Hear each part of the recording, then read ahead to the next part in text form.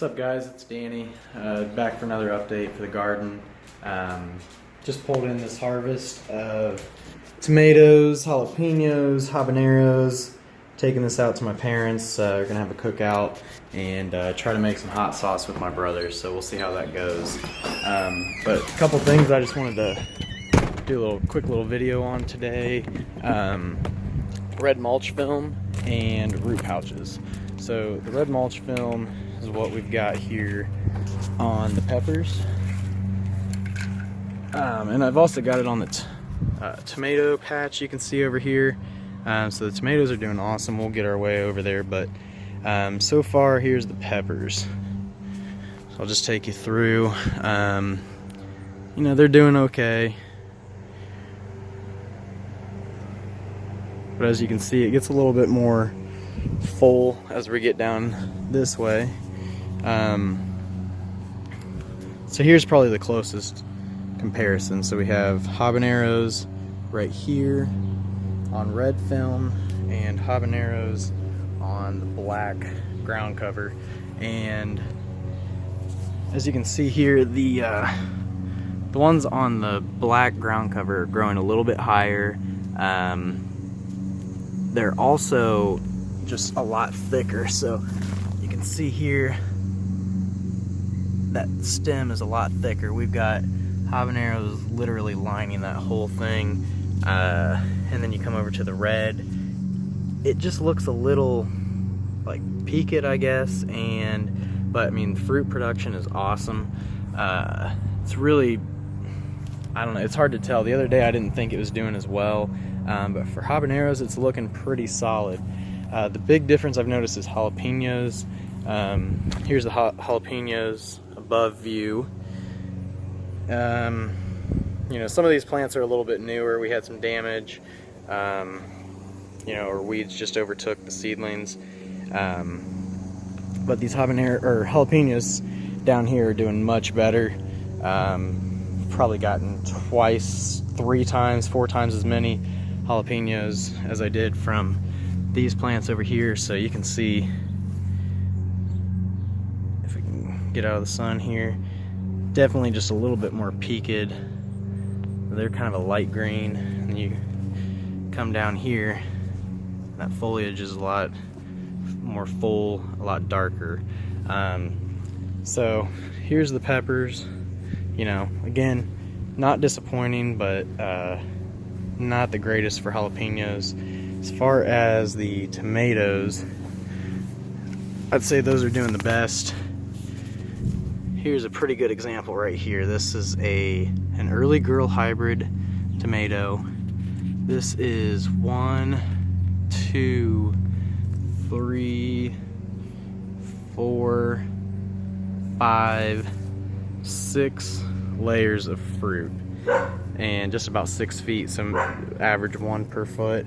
And it's kind of doing that the whole way down. I just cleaned these guys up, did a lot of intensive pruning, removed, we got some little disease you can see here.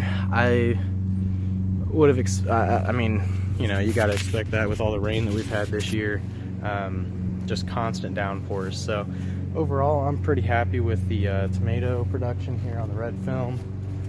Going down here a little more, see, we got another one here. I cleaned this guy up real well because it was just not looking that great. So and you know, it's nothing with the seeds or anything like that. It's just the way the season goes sometimes, and didn't do my due diligence as much as I could have. You know, it's hard to do when you get rain, you know, downpours multiple times a week. So you just got to stay on top of that, do your best to fight it off. And there is, I'm just waiting on getting a fungicide to take care of that. So moving on to the root pouches. Here's some tomatoes that I just re-staked today. So they're looking a little sickly. Gonna water them here soon. We haven't had enough rain here in the last week. It's only rained once, so it's been kind of nice this summer because I haven't had to do much at all. So definitely got to hit this guy. Moved him around a lot and did some restaking So he's not looking too hot, but we'll get him back, bring him back to life here. But so for the root pouches, what a root pouch is a fabric pot. And this fabric is made out of recycled water bottles. And what they do is shred them down to a usable form. So it's a recycled material. That's a good thing. It's a breathable fabric, so what happens is as roots grow in a normal pot, in like in a plastic pot, the roots are going to start to circle as soon as they hit the edge. So whereas like with the root pouch, it'll hit air technically. So once it gets to the edge, it prunes the roots, kind of cuts them back, and forces a denser, fibrous root ball. So let's see if we can get a example here. So this is a mint plant, peppermint, and you can see the roots. I got some trays that help the roots kind of grow downwards, so it's not terrible, but you can see how it's circling. This is growing from the bottom back into the root system. So with the and I don't really know that I can show you right now on the root pouches, but you're not seeing any, you're not feeling any roots down here towards the edge. So that's a nice thing. This is a little bit too small of a root pouch here. That's a 3 gallon right there. The best ones are in the 5 gallon, and I've got some that are non-degradable. So the great thing about root pouches is they are a recycled product, and they degrade between 1 and 4 years depending on the style that you get. Or you can get a non-degradable one, which I've got here. And again, it's just spun fabric made from the recycled water bottles.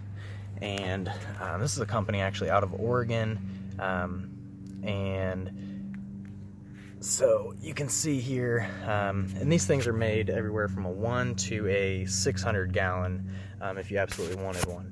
But this is a 5 gallon root pouch, and you can see here, this is the Mega Tomato. So as big as my hand, that's going to be a huge tomato, and it's growing pretty steady. I could definitely use another probably 5, maybe even 15, or 10 or 15 gallon for the root pouches, but they're all doing pretty well. So let me just take you through one by one on the root pouches here.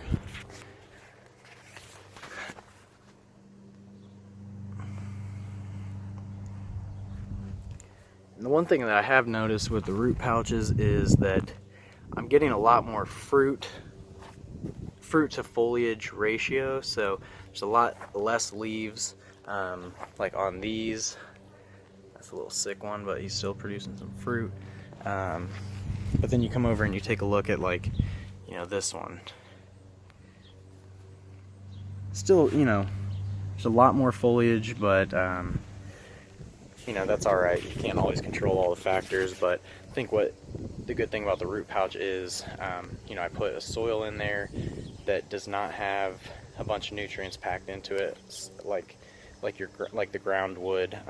So I didn't get a soil test or anything, so I don't know the levels of nitrogen, calcium, those sorts of things. So the only thing that's being put into the ones with the root pouches are the fertilizers that I'm using, so I'm able to control the levels of nitrogen, phosphorus, potassium, which all play a different role, which I'll get into that in a later video. So hope this helped. If you guys have any questions, feel free to comment, like and share, and I appreciate all the support.